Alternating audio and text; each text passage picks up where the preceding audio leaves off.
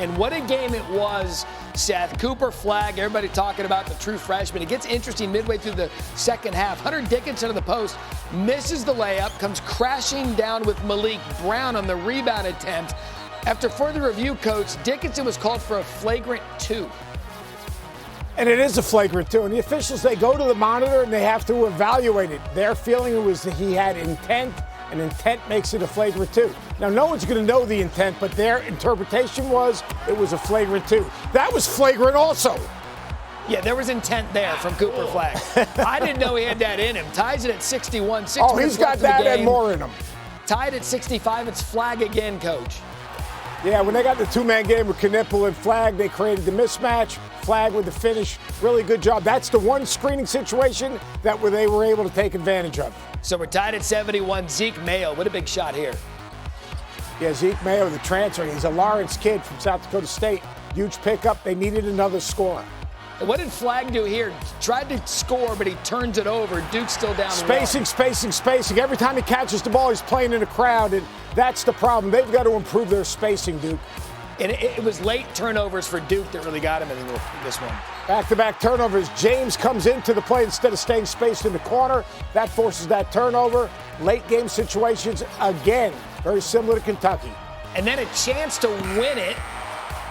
Goes in and out. What a game it was. Kansas hangs on 75-72, still undefeated on the season.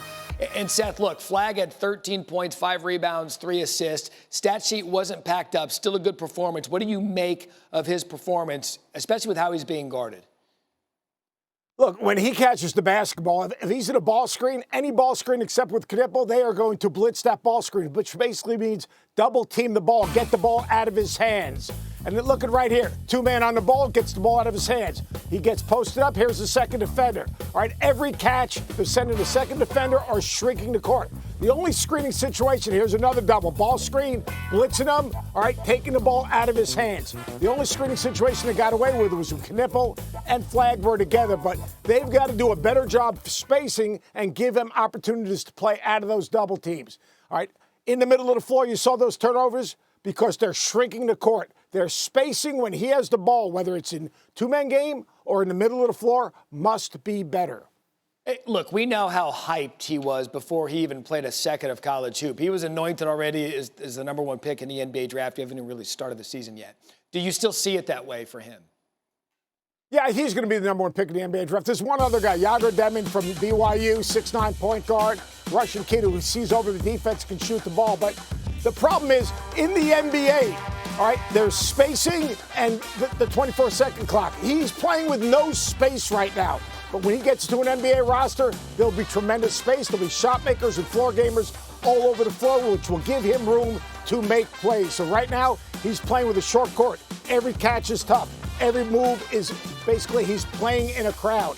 When he plays with better players, and he's playing with great players right now, but better spacing and NBA spacing, he'll have more room to make plays. He'll be harder to guard, and he'll have a greater impact on the game.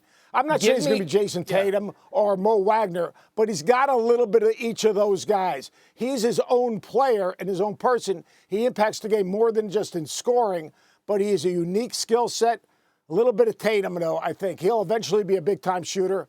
He's fine. The spacing Duke's playing with is hurting him because people are game planning to get the ball out of his hands. You can't do that in the NBA. Yeah, still game planning for him, still putting up a stat sheet, and he's going to be fun to watch the remainder of the way. And when that football audience starts tuning in, they're in for something special.